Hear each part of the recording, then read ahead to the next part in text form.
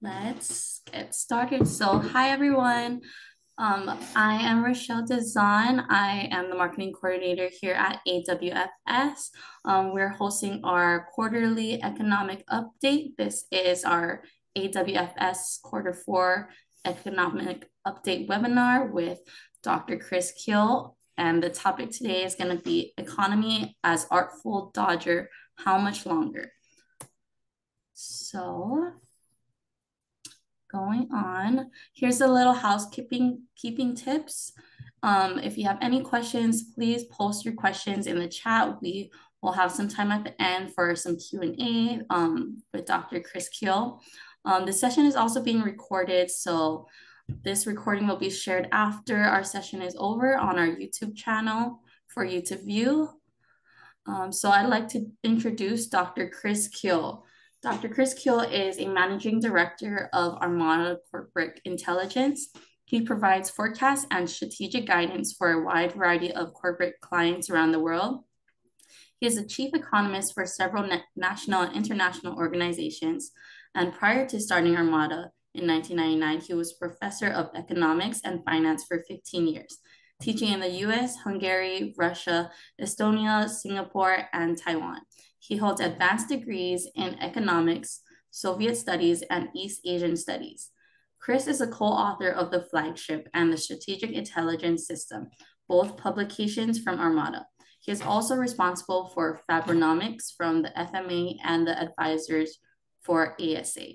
So I would like to pass off the baton to Dr. Chris Kuehl, who will be continuing our economic webinar. Very good. So every time I listen to one of these introductions, it always makes it sound like I can't hold a job. So I promise you that, you know, like I think I said this once before, the best intro I ever got was in Atlanta. And this woman got up in front of 800 people and said, "We found this guy in the lobby and his badge said speaker." So we thought, what the heck? And they just chanced it. So with that as a disclaimer, I always like to start with this quote from John Kenneth Galbraith. The only function of economic forecasting is to make astrology look respectable. We are so bad at what it is that we ostensibly do. And that's kind of why I call it economy as artful dodger, because we have been predicting a recession literally almost every quarter now for a year and a half, and we don't get one. And so the question is, why have we been dodging it? And are we going to keep on dodging it? And is there anything that we can take from what's happened the last year to inform the coming year? So we'll see how that all plays out as we go. One of the things, and I think I've mentioned this in previous incarnations of this, but it's worth going over again. We're a huge country. We are the largest economy in the world by far. Every so often, you'll get somebody that suggests that, well, Europe's going to catch up. You know, Europe is going to suddenly find a way to unite. All 36 countries are going to just get along, even though they haven't for the last, oh, I don't know, 1,000 years. But suddenly they're going to behave as one. And of course they don't. And it never quite lives up to the hype. Then you've got people saying, well, China's going to take over the world. It's a vast economy. It's got 1,400,000,000 people, etc. As we talk through today, China's running into a lot of problems, and it's kind of unique in the sense that it has both developing and developed country problems. I mean, it's a country that straddles that divide more than almost any country in the world, because part of China is, very much like the US or Europe or Japan, but a good two-thirds of the country is rural and underdeveloped. So it's got a little bit of both problems. This is a map of the US, which shows that every single state in the country has a GDP that's the size of a country. So when you start looking down the list, you can find your state in there, but take California alone. California has the same GDP as Great Britain, which puts it in the top 10 of countries in the world. Now, that has all kinds of implications for US data. If California is having a bad year, it looks like the whole country is having a bad year because the dominance of California as an economy all by itself ends up affecting national data. If California is having a good year, everybody looks like they're having a good year too, when in reality, most of the country doesn't really care. I mean, South Dakota is not losing sleep over what is happening in the economy of California. Neither is North Carolina, neither is Texas. So as you begin to kind of look at things like recession and inflation and all that sort of stuff, unemployment, it's going to vary tremendously from one part of the country to the other. We really never actually have a full-blown recession. There's always a part of the country that does well, even when everybody else isn't. There's a part of the country that isn't doing well when everybody else is. I mean, it just depends on where you are. Industries change. Some industries are more or less recession proof, others are not so much. Now, the industry that you're in is a lot more sensitive to consumer trends. You're a lot more sensitive to construction activity. And even within construction, there's a lot of variance because if you're in the woodworking aspect of it, single family housing matters more. Multifamily housing matters more. Commercial construction does, but not to the same degree as residential, because you're looking at how people are incorporating the products that you produce. And you're going to see more of that incorporation in residential than you will in commercial, but not entirely. So as we go through discussing what's happening in the country, you're going to be encountering situations if you follow the media where it's like, well, the media is telling me that this is doing well or doing badly, but I don't see it. Not in my state, not in my business, because that's the good and the bad about being in a country this big. The other thing that's going on that's having a pretty profound impact on economic growth is population shift. You're seeing a lot of movement out of states that are high tax states or high cost of living states. Wherever you see that brown orange color, that's where people are moving out of, and the blue is where people are moving to. So you see a lot of movement out of California, particularly the LA, San Diego, San Francisco area. We're not going very far. I mean, there's a lot of movement into Arizona, a lot of movement into Nevada, even Utah. You're seeing movement out of Washington State, out of Portland, Oregon, going as far as Boise, parts of Idaho. A lot of growth in the northern part of the Southeast. This would be like Tennessee, North Carolina, South Carolina, and right up the middle of the country, which is being driven predominantly by transportation, which we'll come back to in a minute. Florida, there's a lot of growth there throughout the state. But again, because of the differences, the growth in Florida is predominantly retirees. So it doesn't really drive the economy in the same way that growth in Texas has. The population growing into Texas is much, much younger and is basically moving there for work. The population moving to Florida is retired and moving there basically again to escape a low or a high tax environment, necessarily moving into a productive place at the same time. So a few kind of odds and ends, things to about that are having impact on how we look at the economy in the coming year and why we've seen some of the variation we've seen so far. So you also have to forgive me. Those who have seen a few of these know by now I have cats. I have four of them. You're just lucky that they're not Zoom bombing at this moment because I had one that at first was really good at Zoom bombing with her face, but was getting to the point that she really enjoyed the southbound cat view and northbound. I mean, it's like, no, we don't need to see that. So they're in another room, so we're saved of that today. So the first thing seems very esoteric, but it's significant in a very, very meaningful way when it comes to Fed policy. There has been a debate over what the real neutral rate of the Fed funds is. It has been assumed for the last 30 or 40 years that it's 1%. So anything over 1% was going to slow the economy down. Anything under 1% was going to speed it up. And that was what determined the Fed's preference on inflation. So if it is a 1% neutral rate, the inflation rate that the Fed was comfortable with was 2%. And that's kind of the official number still. There is, however, now growing evidence, and a lot of economists are now convinced that this is the case, that the neutral rate is 2 or 2.5%. So that anything for 2.5 would slow the economy, anything under 2.5 would speed it up. If indeed the Fed accepts the argument that the neutral rate has changed, their inflation number changes. And suddenly, instead of 2% being their goal, 3% is the goal. And as we'll look at in a minute, we're almost at 3% now.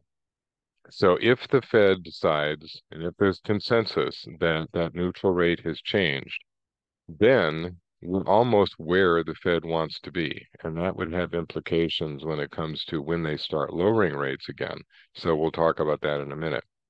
Another question that is kind of fundamental within economic policy is which is worse, recession or inflation? Many people would claim recession. I mean, for the vast majority of people, well, recession means you lose your job and you lose your financial status, et cetera. So of course it's the worst. But from an economist's perspective, from the Fed's perspective, inflation is much worse than recession. Recession does not affect everybody. There are lots of recession-proof industries. There are companies that have run very well for years and have money going into a recession. That puts them in a position that they can literally buy up their competitors if they want to. They can buy upstream and downstream. People who have money during a recession love it because everything's on sale. So they get to spend more freely. Inflation, on the other hand, hits everybody, and no matter if you're rich or poor or in the middle. Obviously, it hits the poor a lot harder because the inflation rate makes it to the point where they can't afford basic necessities, but it affects the rich too. I mean, they can still buy that very expensive car, but it went from being a $90,000 car to a $120,000 car. Their money lost value, and that's the problem with inflation. Your money loses value. It no longer buys you what it bought before. What that means is that every central bank will always, always, always fight inflation first. If there's any hint at all that there's going to be an inflationary surge, the central banks will start raising rates again. And if you listen to some of the comments, Bank of Canada, Bank of England have both said it explicitly. If you start to see inflation coming back, and remember that the inflation rate has come down predominantly because of energy prices and because of food prices. Those are very volatile. They come back up in a hurry. We've seen that happen over and over and over again with oil. So these banks, the Fed's kind of alluded to it too. If you see a reversal in the energy costs, oil prices suddenly skyrocket for some reason, don't be surprised if the central banks react by raising rates again, or at least delaying the point when they start to lower them. Another thing to kind of be aware of is that economics is fundamentally a philosophy, and that's why the old joke exists of putting 5 economists in a room and getting 5 different opinions, 6 if one's from Harvard. So what that comes down to is that we all look at things from a particular lens. And in the interest of full disclosure, and I've talked about this before, I tend to be a pretty conservative economist. My hero is Milton Friedman. I'm a Chicago school economist. Milton Friedman, Uncle Milty, is my hero. I'm almost an Austrian school economist, Ludwig von Mises and Friedrich Hayek, not completely, but very sympathetic. And that affects the way we look at data. You take something like employment. One would argue, some would, that low unemployment is a good thing. You know, the more people working, that's great. You know, we should have as low an unemployment rate as we can possibly get. Not if you're an employer. The employer is going to look at that and say, you know, when the unemployment rate is this low, it's hard to find people. They're expensive. Then the worker has all the leverage. So I go to hire somebody and they're like, well, I want this much money and I want these perks and I want a foosball table in the break room and I want a daily massage and I'm like, I don't want to give you all that. But if I don't, then I can't hire you.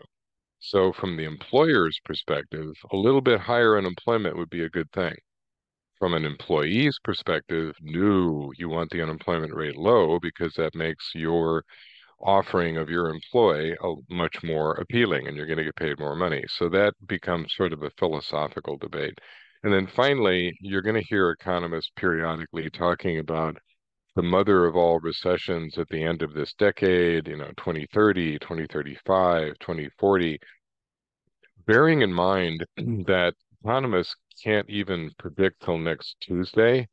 How are you predicting to the end of the decade? I mean, I look at some of these guys and it's like, so you saw COVID coming, did you?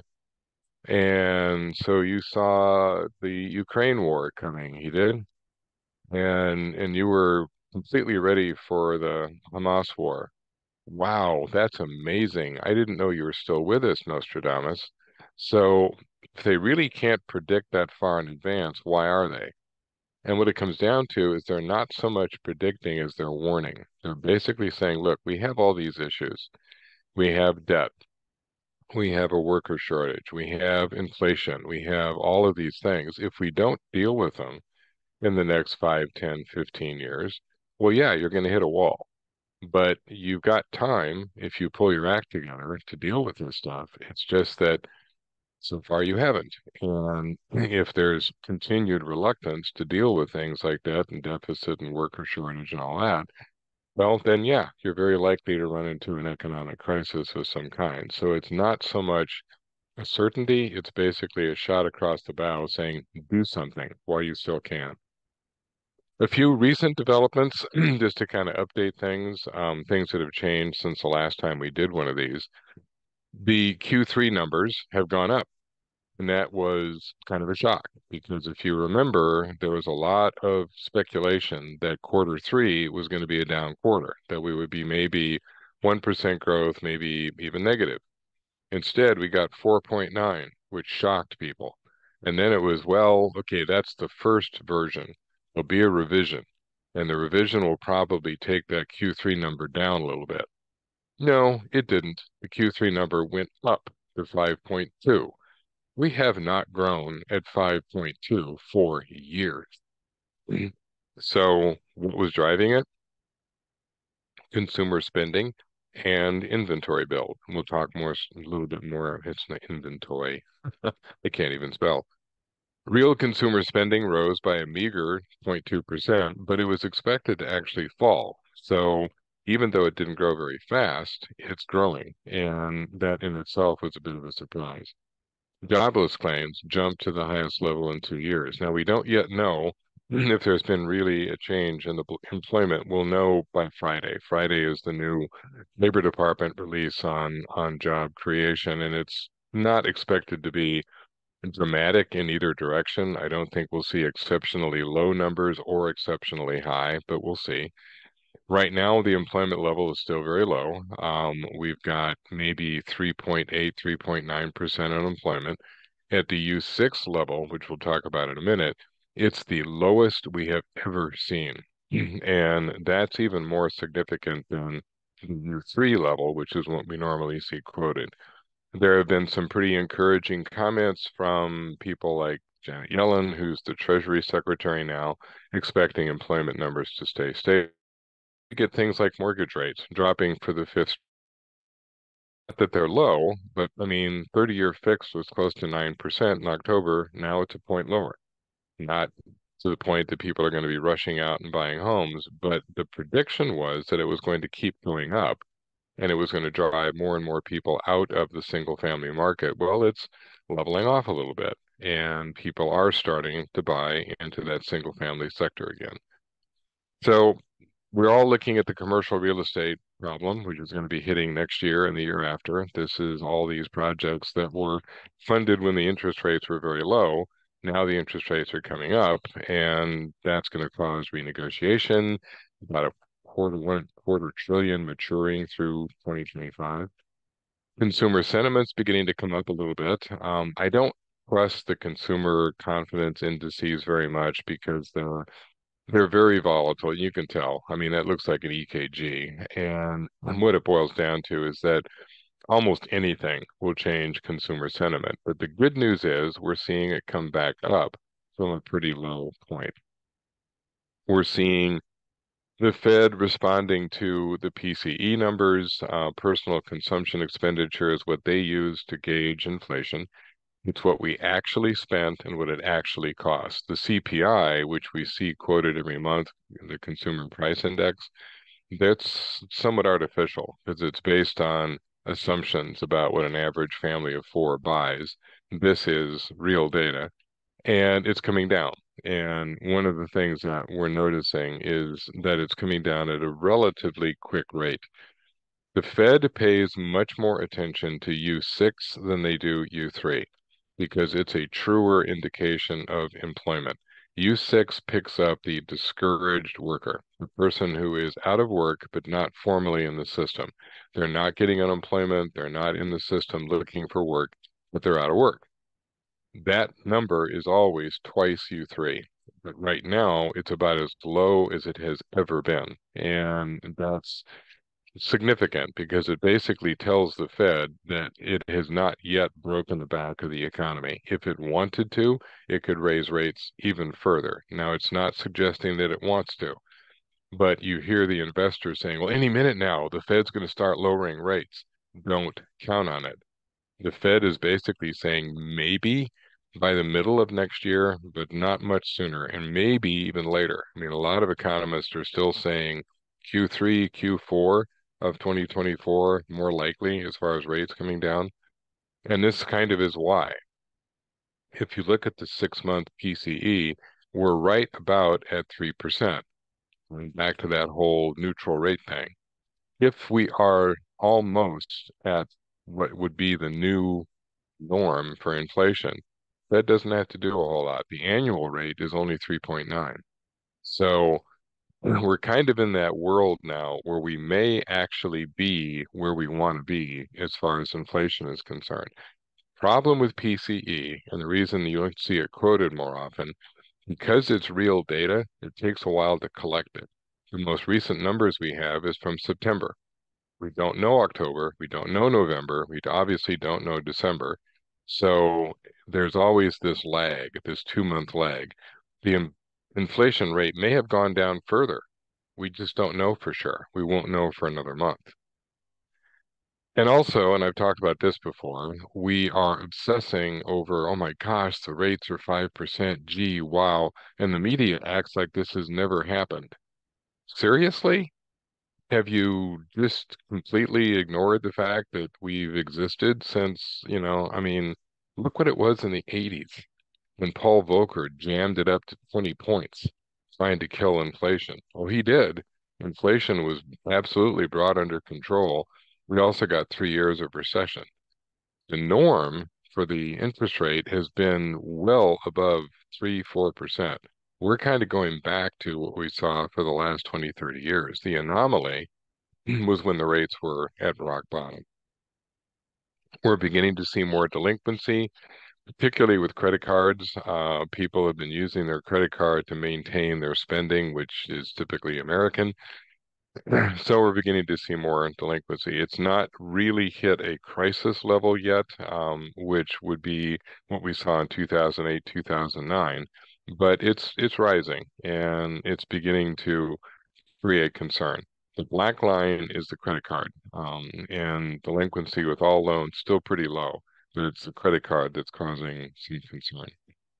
Housing spending expectations down from what it was when we got out of the recession created by the pandemic lockdown, but it's still above the trend line. So even with the decline, because it's dramatic, I mean, you look at this number saying, oh my God, household spending has just collapsed. Well, it did from the wild enthusiasm post-lockdown, but it's still higher than it's been going all the way back to 2013. So we're not spending. We're kind of going back to, I mean, we're still higher than we've been for the last several decades. The consumer spends in the US even when the conditions are not great. Other countries get very conservative. I mean, if you're looking at Europe, if you're looking at Japan, if they're worried about the future and the economics and their financial situation, they get frugal, they get cautious, they start saving money. We don't. Our attitude is, well, there's going to be inflation, therefore I better buy now. And I might lose my job later, and then I won't be able to buy anything. So I better buy now while I still have a job. So when we're threatened with economic downturn, we spend. And we are so confident of that as an economy that frequently we spend our way right out of a recession. That you look at all this saying, well, people are going to start pulling back. Well, they don't. They were talking about people pulling back this year. Have they? No. We're still doing pretty decent when it comes to retail. Halloween is now the second biggest spending holiday in the US calendar, and it was a relatively successful Halloween. This was the fifth year in a row that adult costumes have outsold children's. It is now an adult holiday. It is a decorating holiday. It is now kind of the launch of the holiday season. Black Friday has been replaced by Black November, the whole month of discounts and sales, and it's been pretty successful. You've had good sales. Cyber Monday was not bad. Now we're kind of going into the lull in between Thanksgiving and the last gasp of Christmas right before the Christmas arrival. So we don't quite know how we're going to end up when it comes to the end of the year for retail, but it has been stronger than people anticipated. So we're not going into negative numbers, not super impressive, but not down either. Banks are tightening credit standards for industrial loans. No big surprise, rates have gone up. Thing to recognize about what banks are doing now, banks have to loan. That's their business. They don't make money if they don't. So the question is loaning to and what criteria are. What the banks used to do was focus almost exclusively on the company itself. What are your financials? What's your track record? Are you, et cetera? And if you meet all those requirements, well, yeah, we'll loan to you. Now the banks are paying a lot more attention to the industry you're in. So even if you're doing well as a company, they're going to look at the industry and say, yeah, maybe not. And where this might affect people in the AWFS community is that they're taking a bit of a harsh look at residential construction. They're looking at new home building and saying, yeah, it's down from what it was. Mortgage rates are still high. Host prices are still high. They've come down, and the average price of a home, 490,000 to 410,000. That's still a lot of money.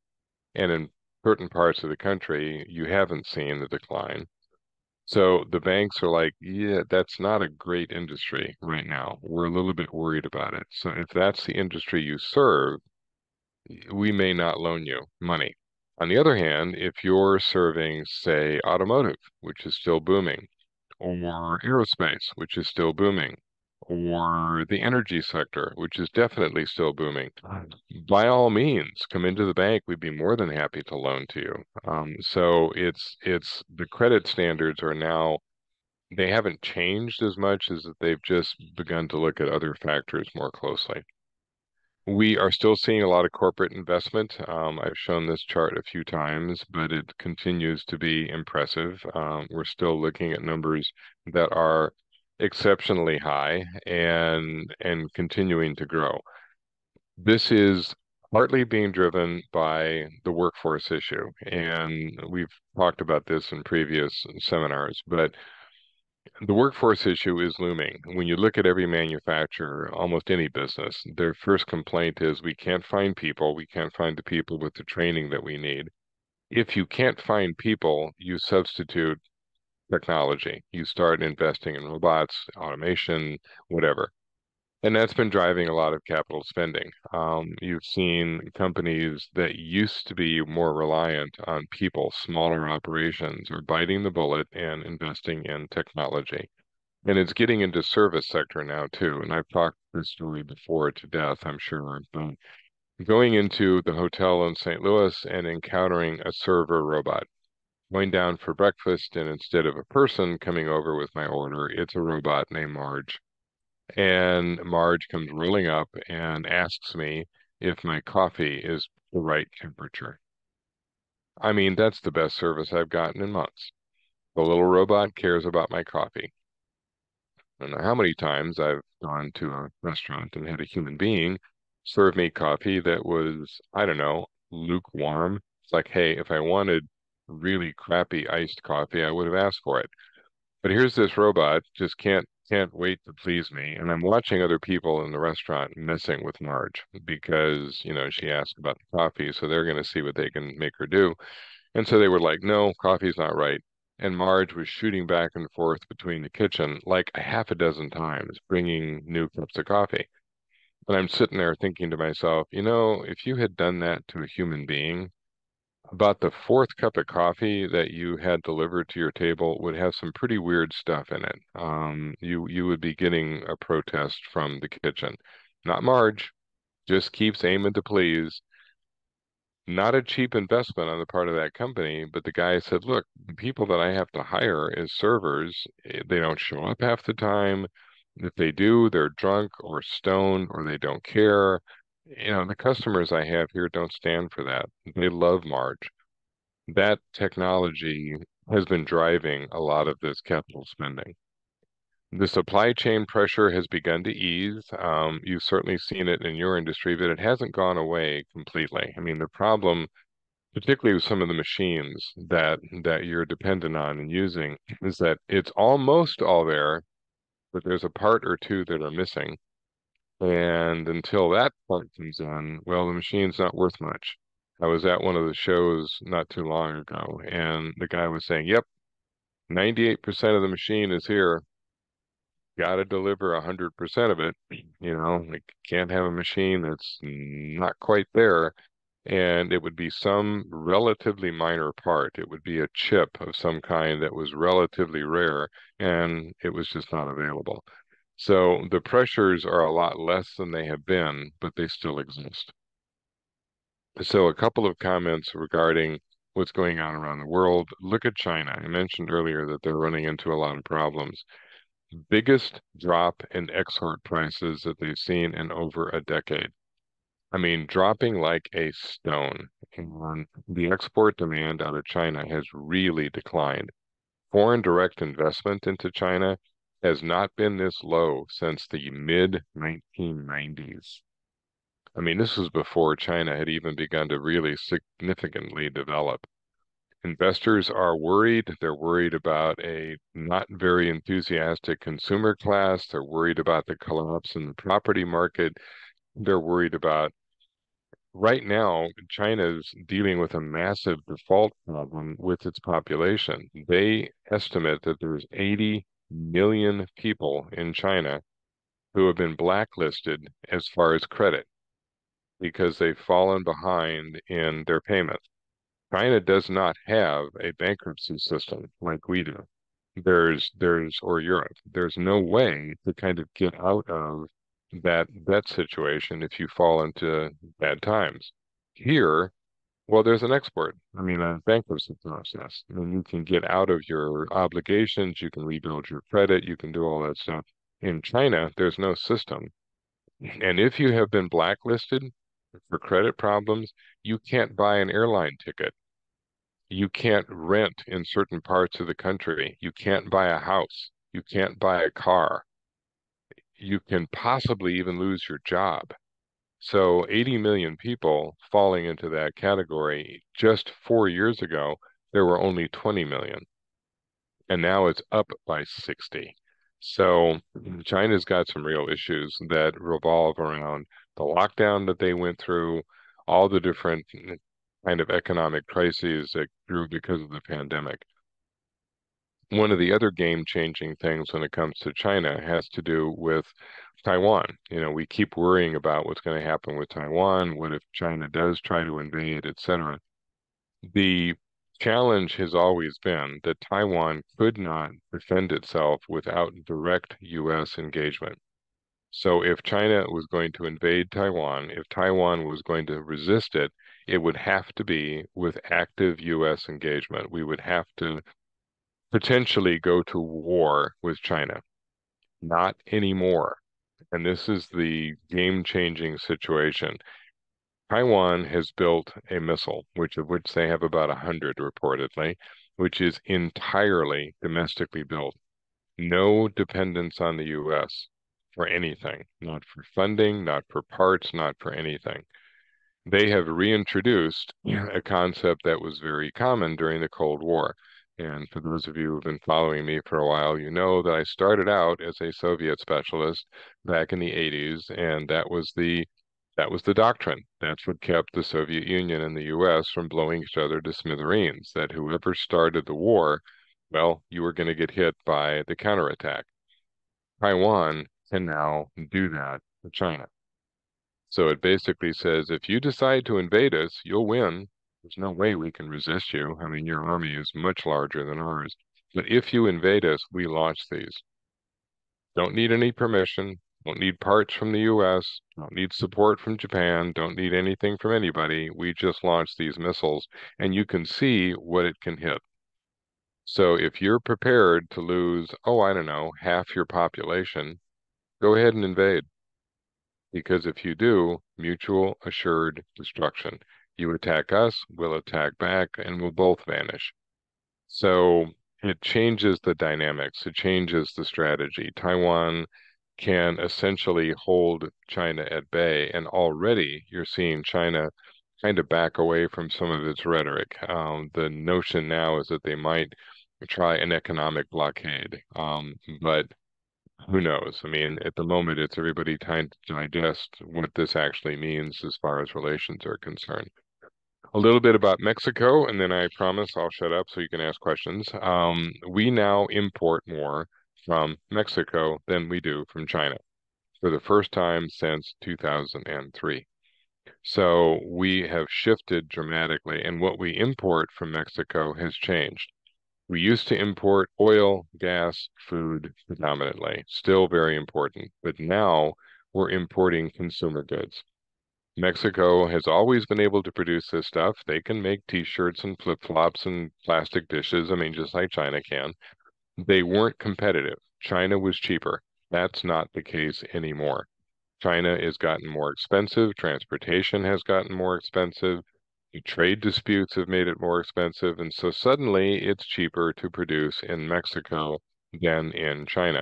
And you're seeing a level where I mentioned China's foreign direct investment has fallen to levels not seen since the 90s. Mexico has never seen higher levels of foreign direct investment. And it's not just from the US. The second largest investor into Mexico is South Korea. The third is Japan. The fourth is China.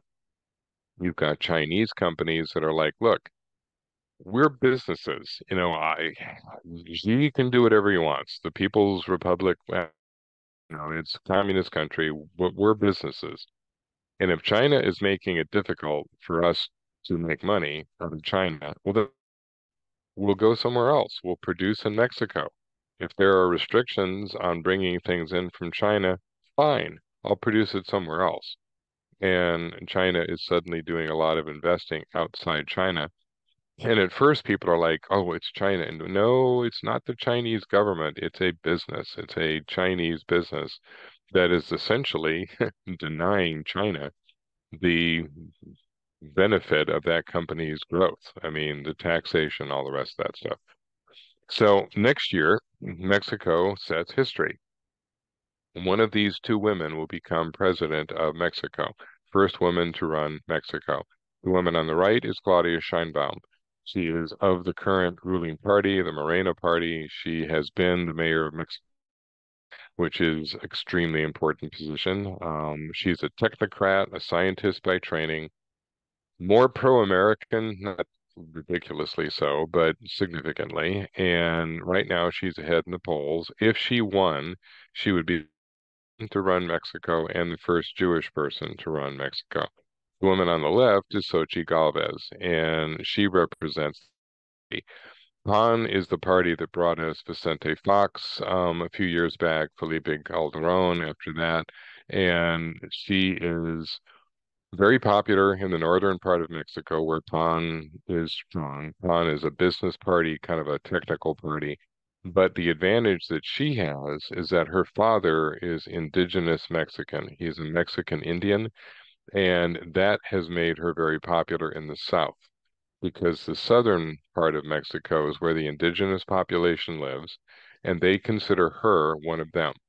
So for the first time, Han is picking up support in the North and the South, and that's making it possible for her to take a real shot at winning the presidency. So she's a technocrat as well. She made a living as a business consultant before she started into politics. So next year, Mexico gets a woman, gets a more pro-American woman, and gets a technocrat, almost no matter what happens in these elections. So, with that, I leave you with another stupid cat picture. Medical students watching surgery for the first time couldn't resist. This is generally what mine look like when they're trying to Zoom bomb, so I just thought I would show that to you. Those of you who just can't get enough of this, and you know who you are, there's just the data pigs out there, and I'm one of them. Bonus offer. You can get the flagship as a free trial. We put that out 3 times a week. You see a version of it every week. I think that AWFS has been distributing Monday issue for quite a while. If you want to get the Wednesday and Friday issue, because goodness knows you can't have too much information, and I am just as long-winded in print as I am in public, you can get that free trial. It's $7 a month, costs the same as a Starbucks caramel macchiato. And we also do a thing called the Watch, which is a much more comprehensive, it's like 36 pages. If you have insomnia, this is the publication for you. I mean, 36 pages of discussion of the manufacturing and industrial sector of the United States, but we're also getting more heavily into construction. Again, free trial, 2 months. Take a look at it and go from there. So all you need to do to get these free trials is send me an email. And if you have questions later, send me an email. I'm just as like I said, I'll give you a nice long drawn out answer more than you ever wanted. So with that, I'm going to shut up and see if there are any questions. And if not, then I'll let you get on with your day and make money. So I'm throwing it to Rochelle, see what she has in chat. I can see the chat thing with my aging eyes. I'm not sure I can read it, but I'll try. Um, let's see. Somebody missed the beginning. Oh gosh, sorry. That's when we gave all the stock tips. So, you're not gonna make. Actually, economists don't know anything about the market. We talk ourselves out of everything. Um, One question, do you think the page is a direct reflection of the PPP money and some of that money drying up? Yeah, that started to really become a factor earlier this year. A lot of that money was beginning to erode, and so that was fueling a lot of that spending. Probably not for the last 9 months or so, because a lot of that money basically disappeared by the beginning of this year.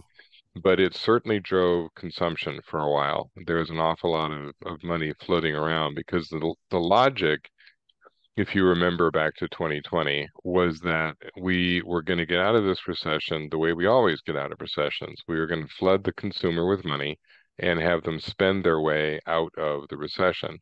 But we did it so quickly that we ended up throwing money really at people that didn't need it. And that money stuck around as kind of a savings lump that just sort of stayed there. And for a while, we had like $4.1 trillion in excess savings that people had accumulated. Because in 2020, the logic is spend your way out of the recession. Wow, when you closed everything. We couldn't spend. The stores were closed, the restaurants were closed, we couldn't travel, blah, blah, blah. So that money just sat there. And it began to come out in 2021, 2022. So you're right on target to think that there was an impact. It is being recorded, sharing the slides. Yeah, I drive. It's crazy because I don't send the slides until the very last second because everything changes. It's like I don't want to send the slides and say, "Oh, well, by the way, we just invaded Canada," and I don't have that in my presentation. So, anything else here? Let's see. Where is the housing market trending? Good question. It kind of depends on two things. One, it's going to be regional. The housing market is still booming wherever you saw those blue growth areas. So up there, northern part of the Southeast and Texas and the like, same stuff. A lot less growth in some of those really popular cities. Austin slowing down, Nashville's slowing down, Phoenix is slowing down. The other factor is that single family is down 20%, but multifamily is up 25%. We're still housing shortage. We still, depending on who you talk to, have 2 million too few houses or maybe 7 million. You know, the difference in those numbers is just assumptions. The people who think we're really short assume that Gen Z is going to be like millennials or Gen X or boomers. They're assuming that Gen Z is going to want to move into a home of their own. That may not be the case. Gen Z, the latest poll of Gen Z males indicated that they don't plan to leave their parents' home until they're in their 30s. So that's like 60% of them. So maybe they don't get into multifamily or single family, but we'll see. We're just still sort of seeing how they emerge. So the housing market is going to trend well in areas where there's still growth, and it's going to trend well on the multifamily side, as opposed to the single family side. Question before that about the election. The election it may not have a huge impact on the economy right away. It's going to come down to more what happens in Congress than what happens at the presidency. The president doesn't have a whole lot of direct impact over the economy. None of them ever do. What really matters is who controls Senate and House. And if you get Republicans taking the Senate and holding the House, then you're probably going to see some of that economic policy begin to evolve. There'll probably be less subsidy for alternative energy. There'll probably be more money for infrastructure, more attention to tax issues. But those policies haven't really developed yet because both parties are playing to their base right now, and the base is more interested. When the real election starts, the majority of us are like, yeah, whatever. I don't really care what you're doing with social issues. What are you doing with the economy? And suddenly all the conversation shifts to economic issues, which we'll probably see like September and October of next year. Another question was, a little confused by the comparison between China and Mexico from import. My experience, and I've been importing, China is as low as I've seen, and Mexico, that it depends on the sector. So what you're starting to see in China is that there's been a 5,000% increase in wages, and predominantly affecting the coastal part of China where most of the population is. So Mexico is still kind of collectively a little more expensive than China. But as the supply chain people are looking at the two, they're saying, yeah, transportation costs out of China are getting higher and higher and higher, and they're not responding the same way in Mexico. And then they start to project on what happens when it comes to tariffs and trade restrictions.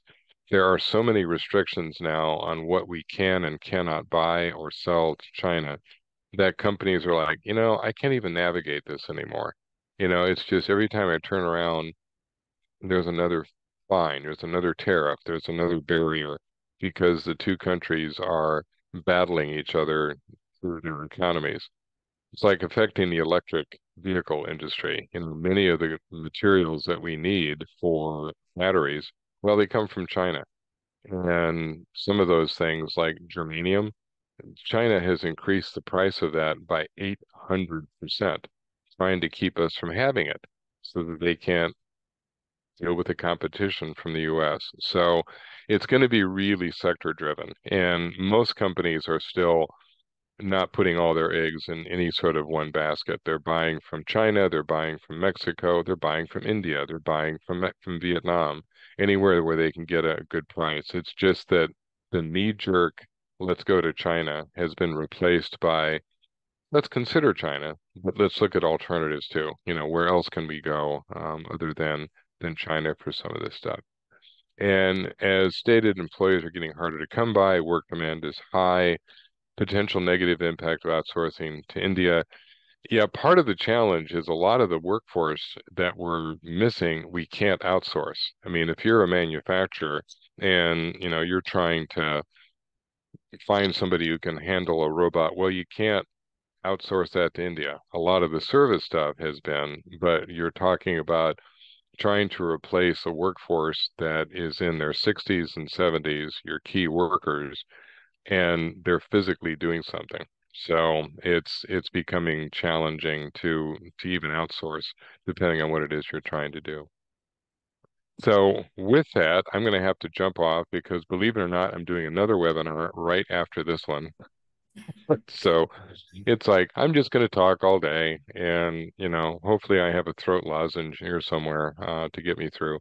If you have any other questions, and I'm sure you will, just fire me an email, and I'll be glad to answer them. And now I'm Thank turning it back to Rochelle so she can tell you all these things you need to know. Thank you, Dr. or QL. QL, right? Is that how you Heel, pronounce like the it? bottom of a boat. QL. Thank you, Dr. Kuehl. Well, I appreciate everybody coming to our quarter 4 economic webinar with Dr. Kuehl. Our next one is scheduled for Wednesday, March 20th, 2024 for our new year at 10 a.m. Pacific Standard Time and 1 p.m. Eastern Time. You can register for that link to our next webinar at awfs.org/webinar/Dr. Chris Kuehl. You can scan the QR code if you just want to be directed straight to the link. And other than that, stay connected with us through our socials and on our website. If you have any other questions that I can answer, or you need to be guided to Dr. Chris Kuehl, I will gladly give you his contact. You can contact me at Rochelle, ROSCHEL, at awfs.org. Thank you so much, everyone. Have a great day and happy holidays.